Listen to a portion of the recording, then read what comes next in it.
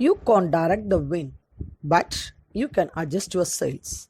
Happy morning, students. I'm your biology teacher, welcoming you all to this online class.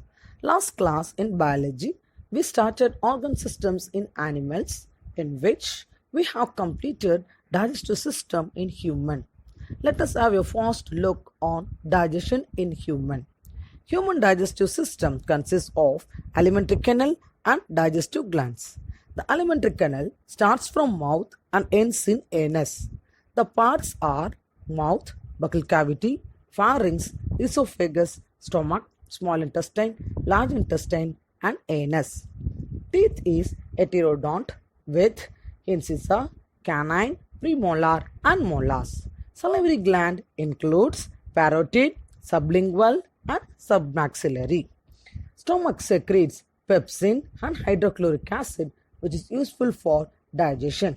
Small intestine is 5 to 7 meter long and it comprises of duodenum, jejunum, and ileum. Liver is the largest digestive gland. Pancreas act as both exocrine and endocrine gland. Absorption of food takes place in small intestine. Large intestine passes the unabsorbed and undigested food. It is about 1.5 meter in length and has cecum, colon, and rectum. Finally, the undigested food is thrown out through the anus. This process is called egestion. So, in this lesson, today we start with excretory system in human. Metabolic activities continuously takes place in living cells. All metabolic products produced by the biochemical reactions are not utilized by the body because certain heterogeneous toxic waste substances are also produced. They are called as excretory products. The excretory products are nitrogenous waste substances. In human beings, urea is the major excretory product. So, they are called as ureotelic animals. The tissues and organs associated with the removal of waste products constitutes the excretory system. Here, for removal of this excretory system, kidney plays a very important role in human. The human excretory system consists of a pair of kidney which produces the urine, a pair of ureter which conducts or transports the urine from the kidney to the urinary bladder, where urine is stored temporarily in the urinary bladder, and urethra through which the urine is voided by the bladder contraction.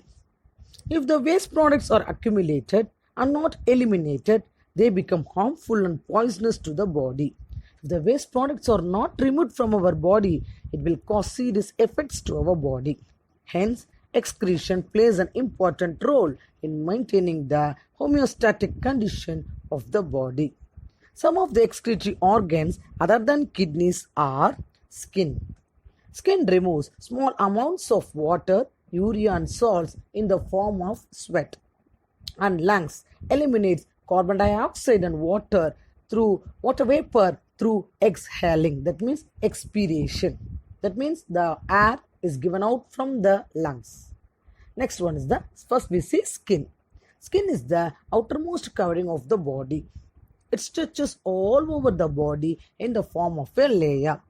It accounts for 15% of an adult human weight. There are many structures and glands derived from the skin. It eliminates the metabolic waste through respiration. The human body function normally at a temperature of about 37 degrees centigrade. That is, the human body temperature, normal body temperature is 37 degrees centigrade. When it gets hot, sweat glands start secreting sweat. For example, when you go for running and all, okay, so our body get heated and we get sweat, which contains water with small amount of other chemicals like ammonia, urea, lactic acid, and salts. That means salt means it mainly contains sodium chloride. The sweat passes through the pores in the skin and gets evaporated. The excretory system is a biological system that helps in the removal of metabolic waste product from an organism. The excretion in man is executed by urinary system, which includes a pair of kidneys, a pair of ureter, a urinary bladder, and urethra. If you see the functions of each kidney, it plays important role in filtering blood, and also it helps to remove the nitrogenous waste from the body. It regulates its blood pressure and also assists in the production of RBC, that means red blood cells. The kidneys are compact bean-shaped organ on either side of the spinal cord in lower back. They are situated in last thoracic and third lumbar vertebrae in dorsal wall of the abdominal cavity. The 11th and the 12th ribs protect the upper part of the kidney. The right kidney, which is near the liver, is slightly lower than the left one, which is adjacent to the spleen.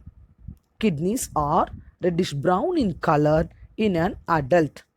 Each kidney measures about 10 to 12 centimeter in length, 5 to 7 centimeter in breadth, 2 to 3 centimeter in thickness. Each kidney weighs about 120 to 170 grams.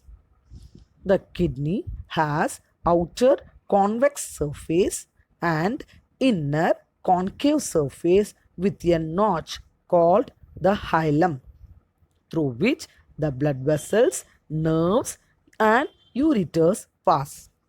The kidney has tough outer fibrous layer called capsule.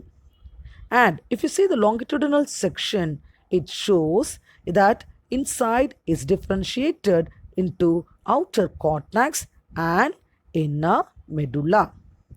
There are 8 to 18 cone-shaped structures in medulla called medullary pyramids, which project into the calcasis. The tip of each medullary pyramid is called renal papilla. The cortex extends between the pyramid in the renal column is called columns of Bertini. The medullary pyramid projects into the calcasis into a wide funnel-shaped space called renal pelvis. Each kidney contains about millions of nephrons in the cortex, which are the basic functional unit of the kidney. The nephron filters waste and excess salt from the blood and helps in body fluid regulation and in urine formation. Each nephron has two parts, the glomerulus and renal tubule. The glomerulus is a ball-shaped network of blood capillaries formed by afferent arteriole, which is a fine branch of renal artery. The filtered blood from the glomerulus exit out through the efferent arteriole. The other part of the nephrons are the renal tubule helps in reabsorption of salt and water, as the urine passes through it, thereby concentrating the urine. The renal tubule begins with Bowman's capsule, proximal convoluted tubule, Henle's loop, and distal convoluted tubule. The Bowman's capsule is double-walled, funnel-shaped structure which encloses the glomerulus. It collects the glomerulus filtrate. The Bowman's capsule together with glomerulus is called the Malpighian body or renal corpuscle. The Bowman's capsule opens into the proximal convoluted tubule, a highly coiled structure, and it is followed by the U-shaped loop called Henle's loop. Henle's loop has ascending and descending limb. The ascending limb opens into the distal convoluted tubule, which is highly coiled tubular structure. The distal convoluted tubule of several nephrons opened into the collecting duct. The kidney opens into two ureters through renal pelvis. Each ureter is 25 centimeter long and carries urine from the pelvis to the urinary bladder. Urinary bladder is hollow muscular elastic organ which temporarily stores the urine which is released from the body. Urine leaves the urinary bladder while the urethra, the tube which excretes the urine out of the body. Next, we move on to mechanism of urine formation. The process of urine formation includes three stages. First one is the glomerulus filtration. Separation of smaller substances from the blood such as acid, ions and water from the larger substances such as RBC, WBC, platelets and proteins. Second one is the tubular reabsorption. Reabsorption of substances from the renal tubule back into the tissues. And finally, third is the tubular secretion. Secretion of substances from the arteries of renal tubule. First, we see what is glomerulus filtration. Urine formation begins with filtration of blood through the walls of glomerulus. The afferent arteriole carry blood to glomerulus. Smaller substances easily diffuse across the membrane of Bowman's capsule, leaving behind larger substances in the glomerulus, and it is removed by the efferent arteriole. The smaller substances in the Bowman's capsule is now called filtrate, and it moves through the renal tubules. The substances in the filtrate can be reabsorbed back to the blood. After the Bowman's capsule, the filtrate moves into the proximal convoluted tubule. The filtrate in the proximal convoluted tubule consists of essential substances such as glucose, amino acids, vitamins, sodium, potassium, bicarbonates and water that are reabsorbed into the blood by the process of selective reabsorption. From proximal convoluted tubule, the substances enter into the U-shaped structure called Henle's loop. This Henle's loop has descending limb and ascending limb. If we have a close look on the descending limb is thick and it helps in the reabsorption of water. The water is reabsorbed in the descending limb, and in ascending limb, reabsorption of sodium and chloride ions takes place. After the Henle's loop, the substances move towards the distal convoluted tubule. Here, it excretes excretion of ammonia, hydrogen ion, potassium ions and drugs takes place. And finally, from the distal convoluted tubule, the substance that is the urine enters into the collecting duct. And reabsorption of water takes place in collecting duct by secretion of vasopressin from the adrenal gland. The urine thus formed has 98% of urea and 2% of water. When the urinary bladder is full, the urine is expelled out through the urethra. This process is called micturition. A healthy person excretes 1 to 2 liters of urine per day. Shall I ask you one question? What will happen if the kidney fails to perform its function? Yes, it causes chronic renal failure. So, how could we correct it? The only method is to perform dialysis. Dialysis is also called as artificial kidney. When the kidneys lose their filtering efficiency, excessive amount of fluid, that is urea and toxic substances, accumulate in the body. This condition is known as kidney or renal failure. For this, an artificial kidney is used to filter the blood of the patient. The patient is said to be put on dialysis and the process of purifying blood by artificial kidney is called hemodialysis.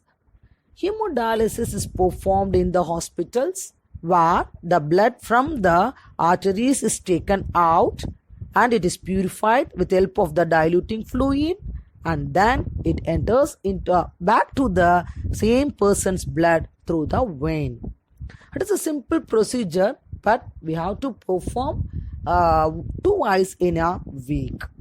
When renal failure cannot be treated by drugs or by dialysis, the patients are advised for kidney transplantation. What is meant by transplantation?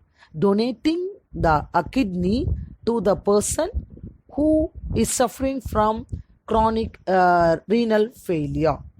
So the first kidney transplant was performed in 1954. Joseph E. Murray and his colleagues at Peter Ben Brigham Hospital in Boston, that is USA, performed first successful kidney transplant between the twins Ronald and Richard Herrick. So here, if one kidney is damaged or both the kidneys are damaged, somebody can donate a kidney to that person, so he can live for few years without any problems. Next, we move on to human reproductive system. The capacity to reproduce is one of the most important characteristics of living beings. There is a distinct sexual dimorphism in human beings, that is, male are visibly different from females in their physical build-up, external genital organs, and secondary sexual characters. Sexual dimorphism means we can able to distinguish male and female.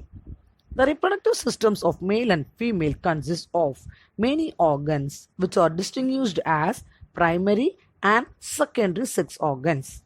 The primary sex organs are gonads, which produces gametes, that is the sex cells, and secrete sex hormones. The secondary sex organs include genital duct and glands, which helps in transportation of gametes and enable the reproductive process. The reproductive organ become functional after attaining sexual maturity. In males, the sexual maturity is attained at the age of 13 to 14 years. In females, it is attained at the age of 11 to 13 years. This age is known as age of puberty. During sexual maturity, hormonal changes takes place in males and females, and secondary sexual characters are developed under the influence of these hormones. This you might have studied in your 8th standard itself. What are the primary and the secondary sexual characters of male and female in adolescent lesson? Next, we move on to male reproductive system. Human male reproductive system consists of testis, scrotum, vas deferens, urethra, penis, and accessory glands. Testis. A pair of testes lies outside the abdominal cavity of the male. These testes are the male gonads, which produces the male gametes called sperms and male sex hormone called testosterone or androgen. Along with the inner side of each testis lies a mass of coiled tubules called epididymis, where the sperms are temporarily stored. The serotolin cells of the testis provide nourishment to the developing sperms. Nourishment means giving food to the developing sperms. Next is scrotum. The scrotum is a loose, pouch-like sac of skin which is divided internally into right and the left scrotal sac by muscular partition. The two testes lie in their respective scrotal sacs. It also contains many nerves and blood vessels. The scrotum acts as a thermoregulator organ and provides an optimum temperature for the formation of sperms. The sperms develop at a temperature of 1 to 3 degrees centigrade lower than the normal body temperature. So what is the normal body temperature of human? 37 degrees centigrade. Next is vas deferens. It is a straight tube which carries the sperms to the seminal vesicle where the sperms are stored. The vas deferens along with seminal vesicle opens into ejaculatory duct which expels or sends out the sperm, and its secretion from seminal vesicles into the urethra. Next is urethra. This word you might have heard in your excretory system also. It is contained inside the penis and conveys the sperms from the vas deferens which pass through the urethral opening. The accessory glands associated with the male reproductive system consist of seminal vesicle, prostate gland, and Cowper's gland. I repeat, seminal vesicles, prostate gland, and Cowper's gland. The secretion of these glands from seminal fluid and mixes with the sperm to form semen. This fluid provides nutrition and helps in the transport of sperms. Next, we move on to female reproductive system. The female reproductive system consists of ovaries, oviduct, uterus, and vagina. First, we see what is ovary. A pair of almond-shaped ovaries is located in the lower part of the abdominal cavity near the kidneys in female. The ovaries are the female gonads, which produce female gametes called eggs or ova, and secrete female sex hormones called estrogen and progesterone. A mature ovary contains a large number of ova in different stages of development. Next is the fallopian tube, or you can call it as oviduct. These are paired tube originating from the uterus, one on either side.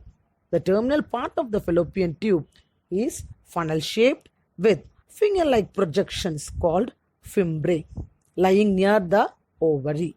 The fimbriae pick up the ovum released from the ovary and push it into the fallopian tube. Uterus. Uterus is a pear-shaped muscular hollow structure present in the pelvic cavity. It lies between the urinary bladder and the rectum. Development of fetus occurs inside the uterus. The narrower lower part of the uterus is called cervix, garbhapaivai, which leads to vagina. Vagina. The uterus narrows down into a hollow muscular tube called vagina. It connects cervix and the external genitalia. It receives the sperms, act as a birth canal during childbirth or parturition. The sperm is the smallest cell in the male body. The ovum is the largest human cell.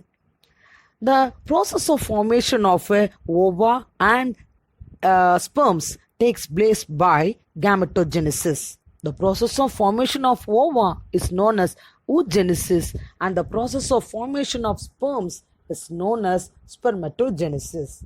Thus, the sperms and ovum are formed from the male and the female reproductive system. Dear students, I hope you all have understood the excretion and reproductive system taught today. We have sent the book link. Open up and read the evaluation questions and submit the assignment. Time is precious. Don't waste it. Be safe at home. Thank you.